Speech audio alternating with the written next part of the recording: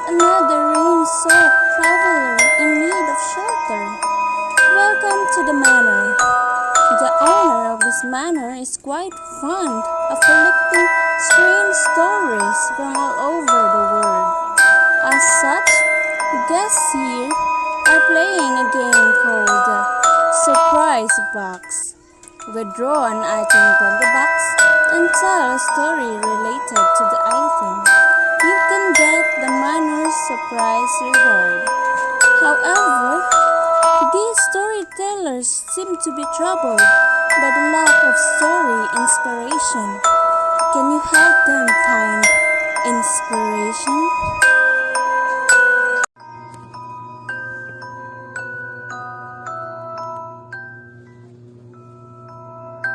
Of all my family's many ancestral manors, one stands out because of its statues that have a long history attached to each of them. Countless royalty and nobility members come to marvel at them, but there is one statue in particular that holds their curiosity. The common folks hold varying opinions about this statue. They like to believe in stories handed down throughout the ages without knowing their origins, but I cannot blame them for their simplicity. The actual events took place long ago. At that time, my ancestors were still the great rulers of this land. However, a monster was running rampant upon their territory. It is actually quite a cliched story. A hero saved the people from this fire-breathing monster, and this hero was once the king's hand. I believe all of you are familiar with this esteemed position and title. Thus, I will not elaborate on it. Upon his appointment as the bishop, he led a crusade against the fire-breathing dragon, threatening the land, and finally captured the monster with a holy crucifix. Initially, it was his intention to seal the monster beneath the sacred church grounds, but the locals insisted on burning it to death. The fire lasted for 3 days and 3 nights, and none could gain any sleep, for its heart-rending wail cut through the air, tearing the sky asunder and calling forth boundless dark clouds and lasting darkness.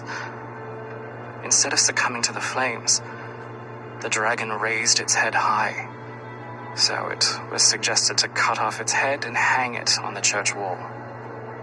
Peace then seemed to be restored to the land, until, one night, a priest heard a sound coming from the church walls.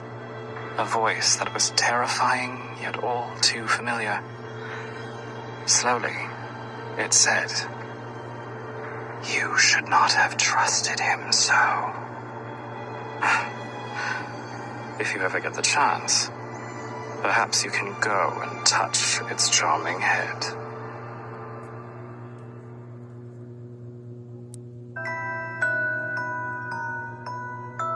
When I was very young, there was a nightingale in the garden of my family home. She had a very beautiful voice. I loved it dearly and used to while away my days in her presence. Later, an unfortunate event befell my family, forcing me to travel afar and seldom return. To tell the truth, I never liked the place, but every time I went back, I felt happy as soon as I saw the nightingale. That was until one day my wife fell ill, and I took her away from the clamor of the city to my hometown. Upon our arrival, my wife pointed out something quite peculiar, which made me suddenly realize that my nightingale had lived longer than naturally possible.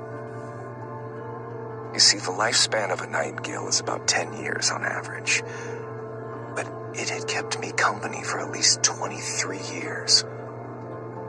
From the best days of my childhood to the darkest days of my miserable youth. It was also from that point onward that I noticed that its song was beautiful no longer. It had become bleak and shrill. How did I know it was the same nightingale, you ask?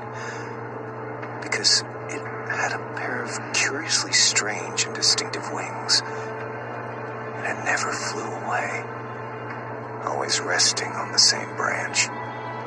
My wife grew scared, so I had to take the Nightingale to a place from whence she could never return. At least, that's what I thought at the time. Not long after that, my wife passed away. And when I returned to my old home after her funeral that night, I saw the Nightingale once again, resting on that same branch. However, she sang no more.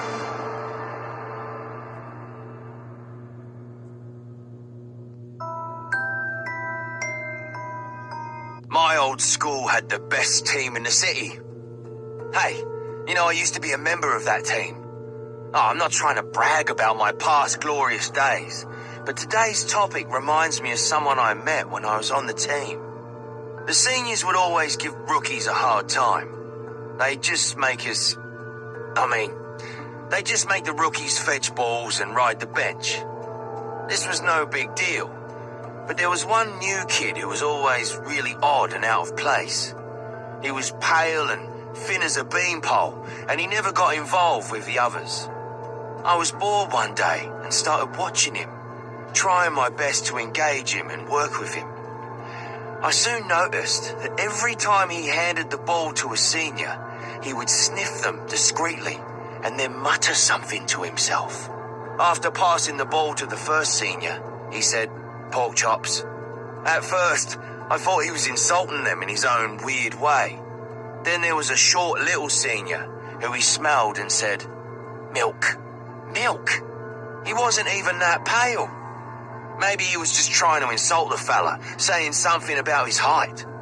Then he came face to face with one of the most popular guys, who also happened to be the richest kid on the team. He looked at him and he said, "Man, huh? This shrimp was too much of a coward to insult someone like that." Then along came a seriously chubby senior, and he said, "Spinach."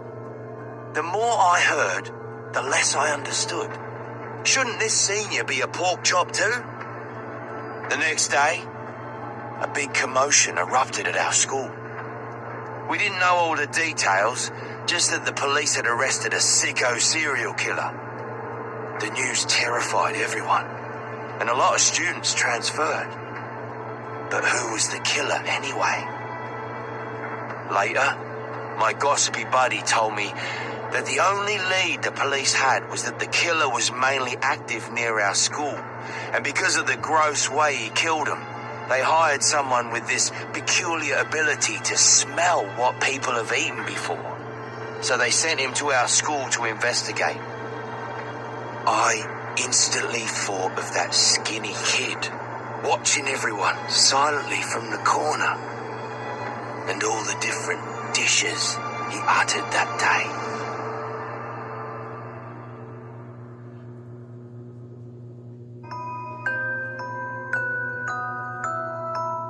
When I was a medical student, I undertook an internship at the municipal hospital during the holidays. Several of my peers I went there with were held in high regard for their talents, and were soon assigned to assist in seeing the patients. I was the only one doing work that was similar to that of a nurse on the ward. However, I had nothing to complain about. You see, I had become accustomed to such treatment. One day after work, while I was getting dressed and thinking about what to have for dinner, I saw a little girl in a hospital gown squatting in the courtyard, unattended. Concerned that she was perhaps lost, I hurried to her while pretending that I was just casually passing by. I didn't want to frighten her, you see. "What are you doing out here so late?" I asked kindly. "I'm picking flowers for my mother and father," she said in an innocent voice. "I want to bring them some flowers." "Where are they?" "Home," she answered. "I live here alone." "How brave of you," I sincerely complimented her. "Let me help you. After picking some flowers for them, I'll take you back to your room, okay?" She shook her head, but then nodded. She stood up and handed the flowers to me. It was a beautiful bouquet of red flowers that I hadn't seen in the courtyard before. "Can you give them to my parents for me?" She stood, looking up at me timidly with her gray eyes. and I noticed there were bruises on her arms left by injections. I took the flowers, led her to the corridor, and watched her slip back into her room. The next day, when I went to visit her, the other patients told me that she had fallen into a coma the previous night, never to awaken. I gave the bouquet to her parents. They stared at the red flowers blankly, saying nothing. I don't know what exactly I encountered that night, but that's not important. If there are ghosts in this world, perhaps they are indeed nothing to fear.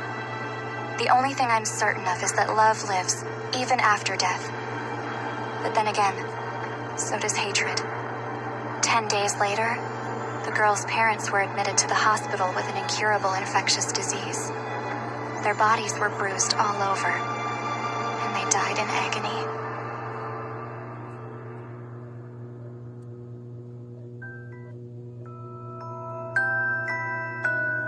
It's my turn. Before I came to La Cemetery, I took a short trip. This incident took place during that trip. It was a spring night. I could no longer suppress my fatigue, so I stayed at a farmer's house by the roadside. It was in a remote village far away from the city, but the master of the house was very hospitable. He cooked me dinner and told me that I had come at a bad time. As you know, few people are willing to let someone like me lodge with them, and compared to my perpetual misfortune, this situation is hardly worth mentioning. However, on the following day, as I prepared to leave, I was informed that I needed to stay in the village for a few more days. The man told me that the village was founded and managed by a group of well-respected elders.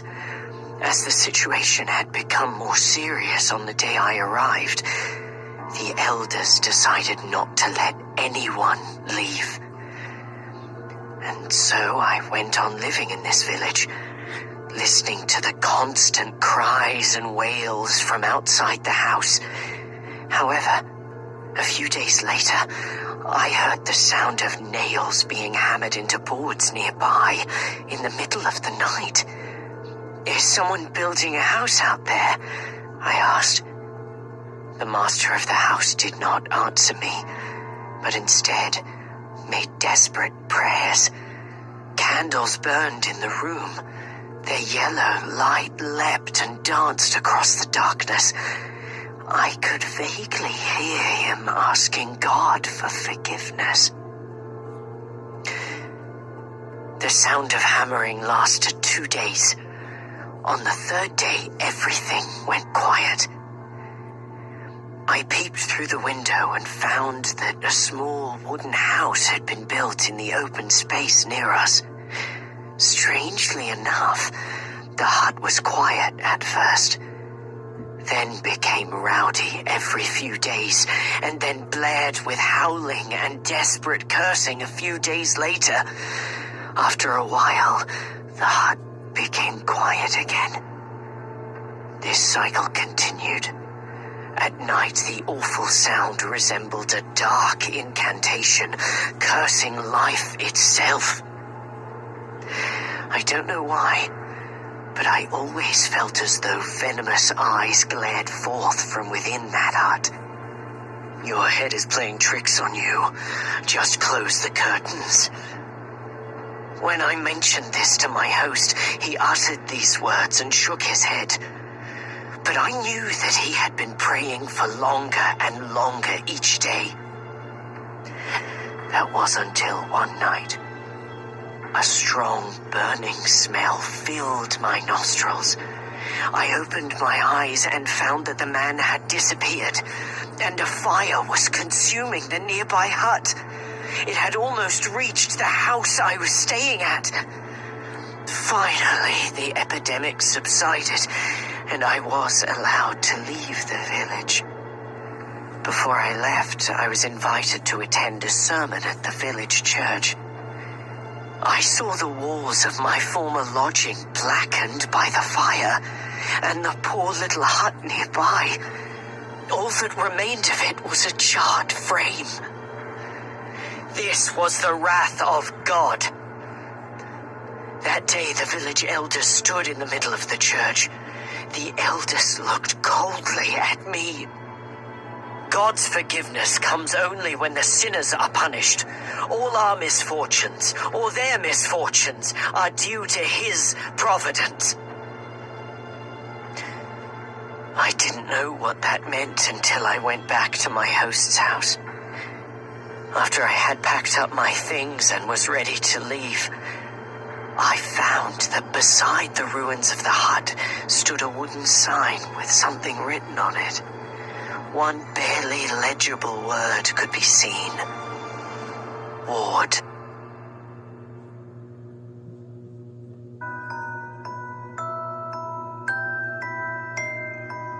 As a renowned noble lady, it is of course an indisputable obligation that I must grant my people an audience with me.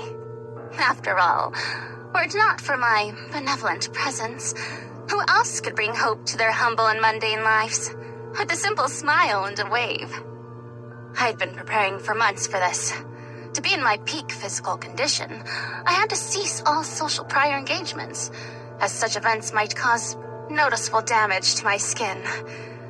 During this period, several meetings had been held to confirm the details.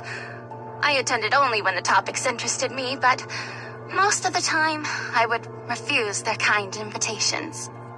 On the day of the ceremony, they trimmed my hair and suggested that I take off my hat, for I exhibited a kind of wild beauty, slovenly in appearance. I was then complimented with a necklace and bracelet woven by a peasant woman. With the help of a servant, I passed through the Champ de Mars. The specially made carriage stopped at the foot of the steps. Through the carefully polished wooden handrails, everyone could bear witness to my beauty. I can't tell you how many flowers and prayers and tears I saw along the way. When the carriage finally stopped in the square, everyone was still fixated on this fleeting excursion. I elegantly walked to the assigned position. The sun shone overhead, with the music and my posture having been rehearsed thousands of times in my mind. Everything was simply perfect. My people came to me with enthusiasm, like a tide rushing to the shore. I was deeply touched, and slowly knelt down. For the first time in my life, I was so close to my people. I could see the filth hiding under their fingernails. No, this was not the time to express disgust.